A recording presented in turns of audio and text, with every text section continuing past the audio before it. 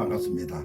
백두대간 인문기행 54화 낭낭전맥의 아침 이슬 부마 민주화 운동편입니다.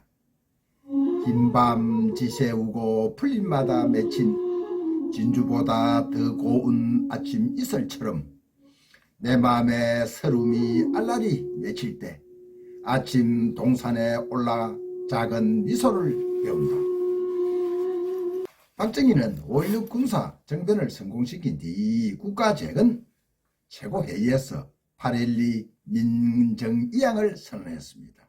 이는 국정을 조속히 안정시킨 뒤 반드시 민간의 정권을 이양시킨다는 대국민 약속이기도 했습니다.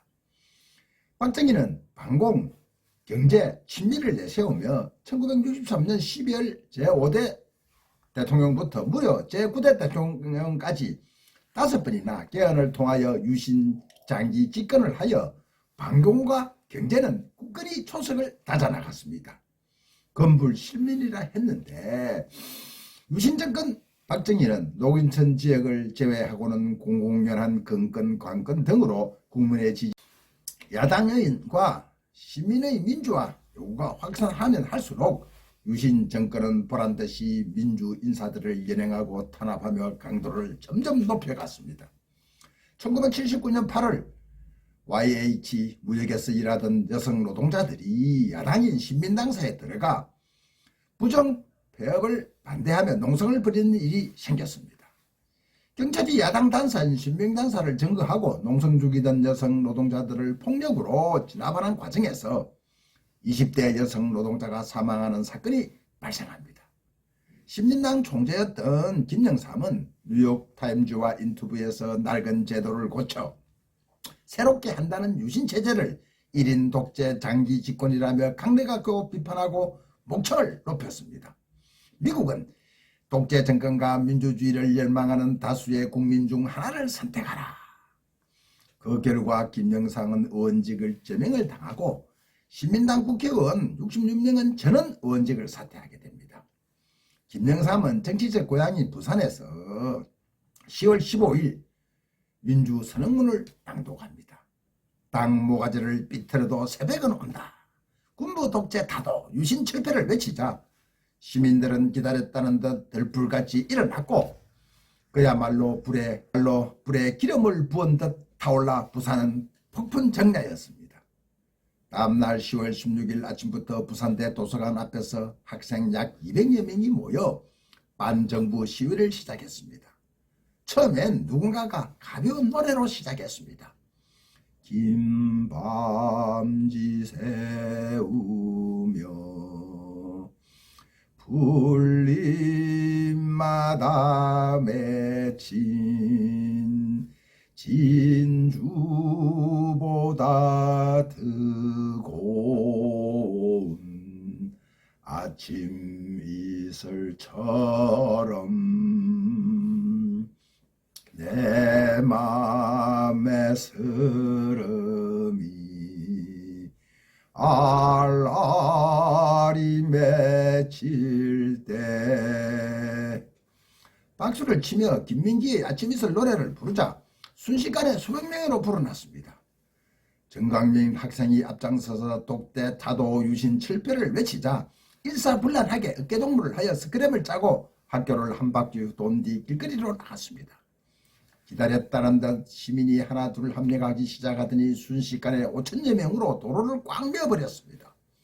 학생들은 광복동 시내 중심가 진출하자 경찰과 충돌을 했습니다. 대신동에서도 동아대 학생들 1000여 명이 시내로 진출해 합류했습니다. 강북동 길거리 시위로 시민 학생 수백 명이 연행되고 양쪽에 부상자가 100여 명이나 나왔습니다.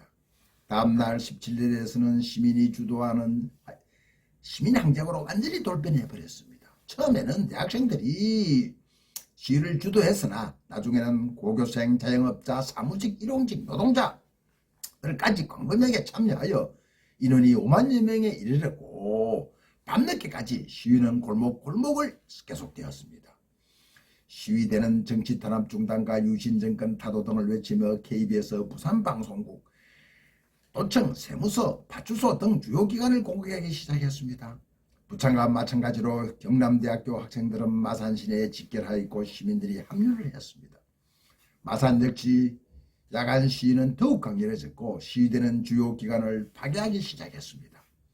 공화 당사와 경찰 파출소가 가장 먼저 시위대의 목표가 되었고 특히 특이한 점은 시위대가 경제 양극화와 부유층에 대한 적개심으로 공공연하게 드러냈다는 점입니다. 경공을 중심으로 집약된 부산이나 마산이 경제위기의 직격탄을 맞으면서 상대적 발달과 매의 진원지가 되었던 것입니다. 부가가치세를 철폐하라는 구호와 함께 세무서를 공개한 것은 많은 것을 시사하고 있습니다. 부마민주 항쟁이 민주화 운동뿐만 아니라 시민의 봉기였다는 점에서 우리는 주목해야 합니다.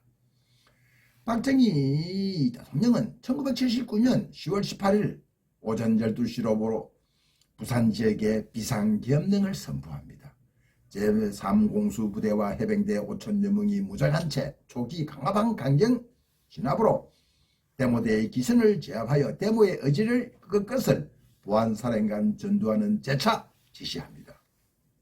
유신정부는 부산 마산 시위 진압 과정으로 강경파와 온건파로 나누어져 있었습니다. 급한 중앙정보부장 김재규는 부산 마산 시민의 진실을 바로 보고 대통령 박정희에게 이렇게 보고합니다. 각하, 제가 내게 가기 전까지는 난민전이나 주축이 된 데모일 거라 생각을 했는데 현재 내려가서 보니까 그게 아니었습니다. 160여 명을 연행했는데 16명이 학생이고 나머지는 다 일반 시민이었습니다. 그리고 데모 양상을 보니까 데모하는 사람들도 하는 사람이지만 그들에게 주먹밥을 주고 또 사이다나 콜라를 주고 경찰에 밀리면 자기 집에 숨겨주고 하는 것이 데모하는 사람들과 시민이 완전히 의기투합한 사태였습니다. 주로 데모대의 구호를 보니까 체제에 대한 반대, 조세에 대한 저항, 정권에 대한 불신 이런 것이 작용해서 경찰서 11개를 불질러버렸고 경찰차 10여 대가 파괴되고 이런 사태가 벌어졌습니다. 김재규의 말이 끝나기 무섭게 강경파 경호실장 차지철은 누나를 부라리며 말했습니다. 각하, 캄보디아에서는 300만 명이 희생이 되었는데 우리는 200 희생시키는 게 별 문제가 되겠습니까? 박정희는 고개를 끄덕이며 말했습니다. 앞으로 내가 부산 같은 사태가 생기면 내가 직접 발포 명령을 내리겠어. 내가 발포 명령을 내리면 누가 날 총살하겠는가? 차지철은 맞장구를 쳤습니다. 각하, 까짓건 야당이건 학생이건 땡코로 깔아뭉개야 제정신을 차립니다. 이 사건을 역사는 부마민주항쟁이라고 합니다. 중앙정보부장 김재규는 사태가 점점 악화되는 것을 염려해 구국의 일념으로 1979년 10월 26일 저녁 7시 40분경 안가에서 근총을 빼들고 경호실장 차지철을 그냥 박정희에게 소리쳤습니다. 각하, 이 버리지 같은 자식을 데리고 정치를 하니 정치가 제대로 되겠습니까? 하며 근총 한 발을 쏩니다. 차지철이 오른쪽 팔에 총을 맞고 밖으로 나가자 놀란 박정희는 김부장 지금 뭐하는 거야? 왜 이래? 김재규는 자리에서 엉거주춤 일어나 총구를 박정희에게 돌렸습니다. 각하, 정치를 좀 극적으로 하십시오. 하며 순식간에 박정희의 대답도 듣기 전에 방아쇠를 당겨버립니다. 박정희는 가슴에 총을 맞고 옆으로 쓰러집니다. 김재규는 밖으로 나가 장 실장 뒤에 숨어있던 차지철을 다시 쏘아 죽입니다. 다시 방으로 들어온 김재규는 가슴에 총을 맞고 쓰러진 박정희의 머리에 다시 한번 확인 사살을 합니다. 빵!